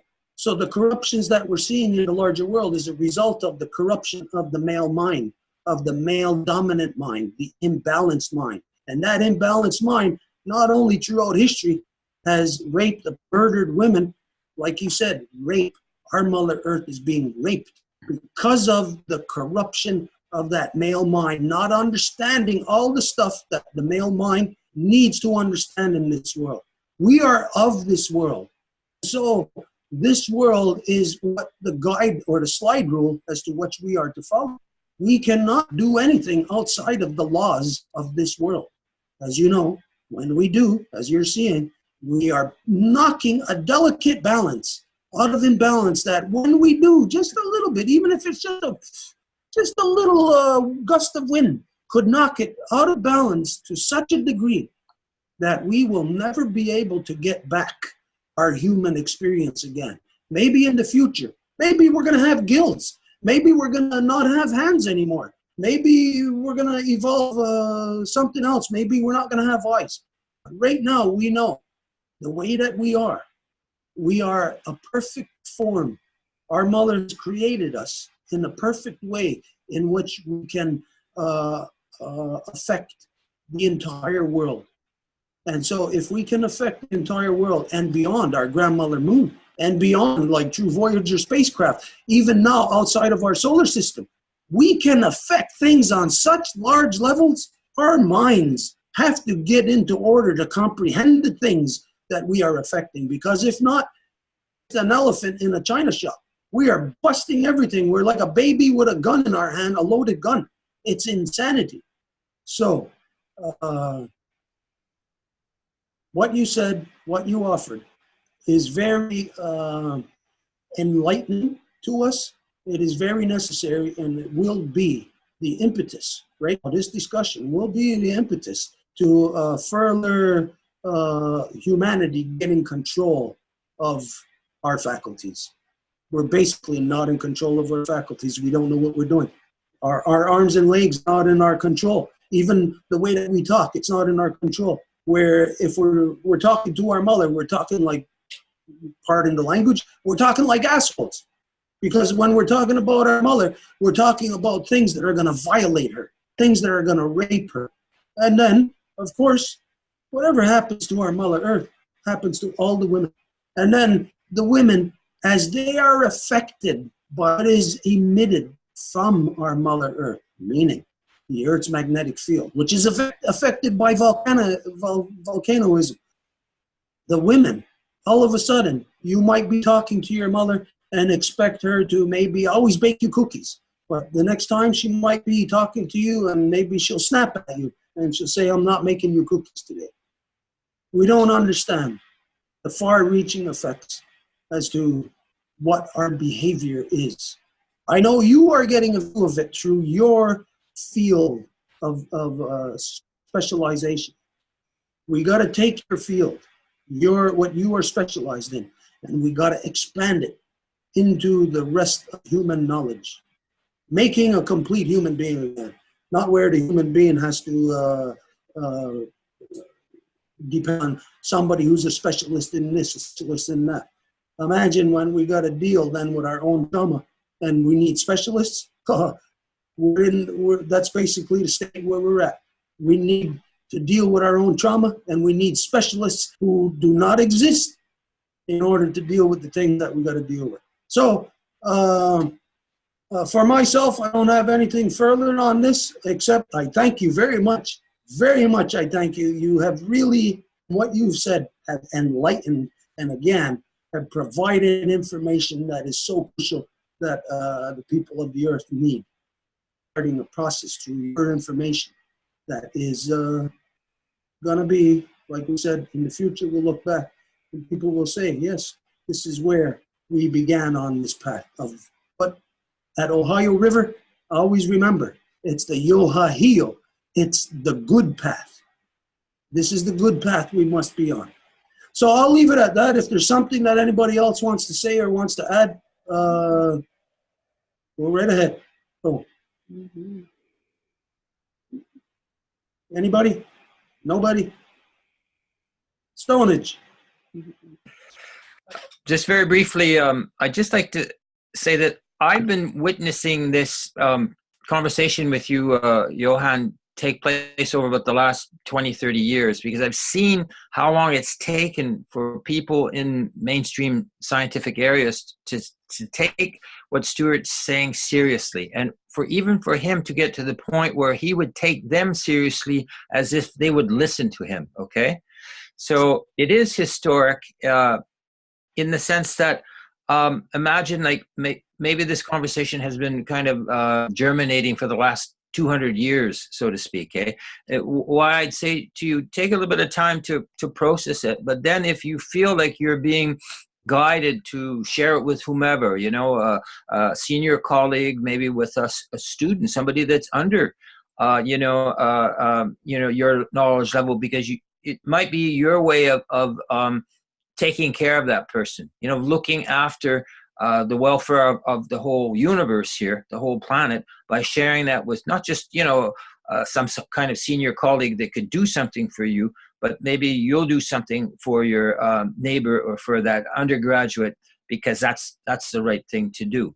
And I just really appreciate what you're saying about how you took in the knowledge from that colleague Maya, because my first instinct in having seen how the life givers, the women through last 10, 15 years have started rising to the top of if you will, of society and of the knowledge, you know, structures of the library, so to speak. Okay, then it's just like a you can see Mary Claude, see Edith there. It's like a natural thing to do. You take it to that life giver, see what she has to say. She might be so much into the system that she might kind of look at you funnily, But I am pretty sure that somewhere along the line, and probably quite quickly, one of the, or maybe a couple of the women colleagues could respond very favorably.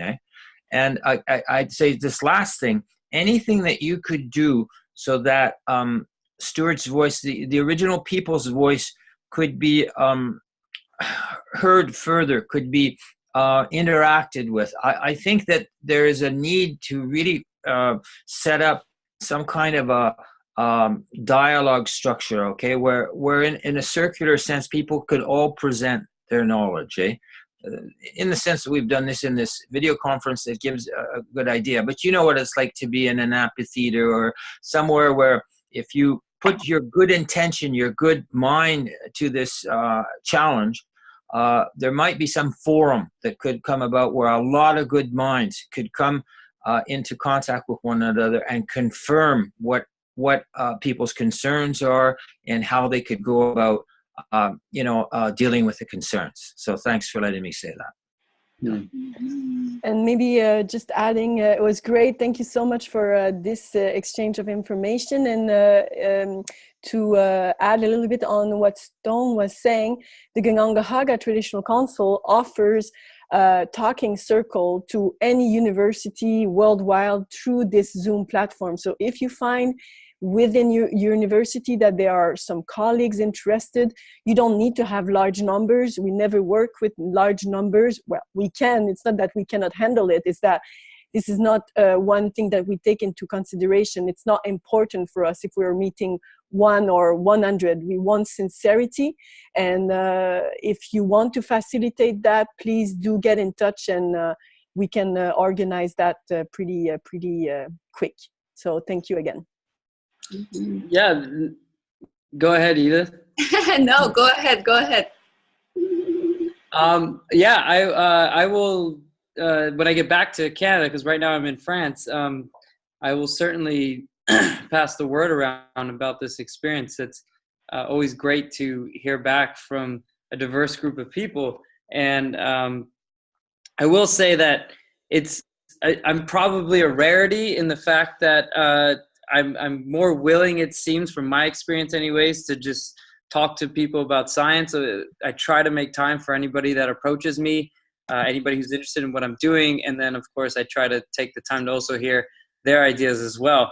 And I do know that scientists can seem kind of unapproachable sometimes. And again, there are a lot of my colleagues are just so stressed all the time that they barely even have time for their families. So luckily right now I have a girlfriend. I don't have kids. I basically just do research. I don't have too many responsibilities. So I do have the time to give to you guys. So I will spread the word. I won't make any promises because I'm sure, as you guys have tried before, scientists can sometimes be very difficult to get in touch with. But I'm happy to do this again sometime. And I'll query my fellow grad students and see if anybody's interested in joining, particularly somebody outside of my field that can bring another perspective to this conversation. And unfortunately, I do have to go now because my advisor wants to meet, and now I have to prep something for him. So let's stay in touch and let me know if perhaps we could do this in another couple weeks or something. And if you guys have new questions, if you can give them to me ahead of time, then I can actually do a little bit of preparation to make sure that I can state things that I've sourced well and I'm confident about. Don't want to tell you anything that's incorrect. So you'll find that I'm always hedging what I'm saying. I'm always saying, this is what we think, this is what it could be, because honestly, science is often just a hypothesis that needs to be tested. So I just want to make clear, a lot of the ideas I told you about glaciers unloading and the change in eruptions and frequency and whatnot, these are just ideas for now. So, don't take it as fact, but there's some evidence to suggest that they could be true. We'll see what happens. So I just want to make that clear. A lot of what I'm saying is hypotheses, ideas. Mm-hmm. Mm-hmm. Okay. Yeah, just not to repeat what everybody said, but it's again to reiterate that we are very happy for this. And I think that the highlight of the day was that you are coming from New Jersey originally, and that the Mohawk Trail. So that's exactly what is like, the Mohawk Trail, exactly the iohahiio, the good path. Like humanity, how it's been going on for so many years with so many wars and so many destruction, and exactly like the fact that you named it like that, because not many people will come up front naming it as it is, raping our Mother Earth, that you are aware at that level and that your actions go in line with that definitely says, walking the good path, more people bringing their actions into that path is definitely help our Mother Earth, that it's her that is needing it. So, Niawagoa, thank you very much for this, Johan. Okay, we're going to do a closing, but before we do, can you tell us where you are in France so we can connect to? Yeah. You see Lyon? If you just go to the west of Lyon, there's a town called Clermont-Ferrand.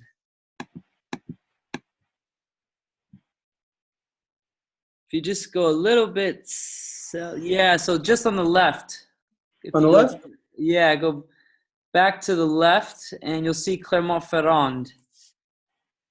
Okay, right there? That's where I'm at. All right, that helps us a lot to be able to associate, better where you're at. It's better for us. Okay, what we're going to do is we're going to do a quick closing, and everybody can be on their way then. Niawagoa, thank you very much, man.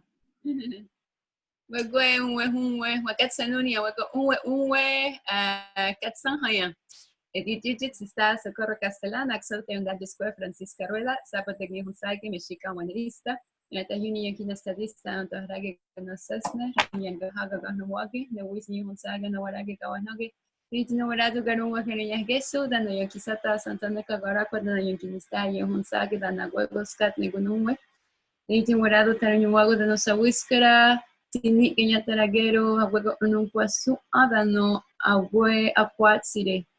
Gayanara Saragoa, the Nodegini de Yohade, Ya kunse se dano de ganawida, dano wego diane, dano rodiane, ne iohahiio, ganigorio, dano gayandawana. Ayun kia tagay hadanda warang hesera ne spana gasastansera dano gari wawari shunsera dano gasastansera ne gunumwe dano gayandawana gasastansera runumwe dano nogate ne yodaksa. Eres awet, eres awet, eres awet. Nogari ne yote Hey, thank you very much. And I guess you're coming in tonight. Have a good night over there.